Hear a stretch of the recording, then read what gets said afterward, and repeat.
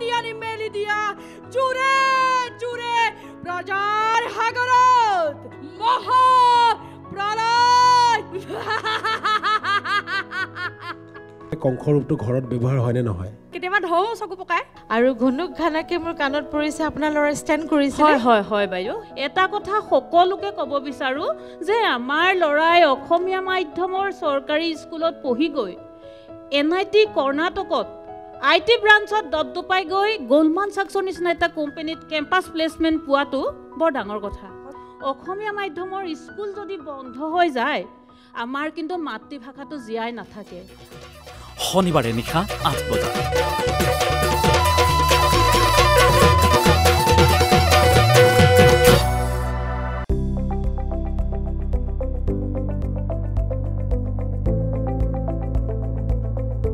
NB news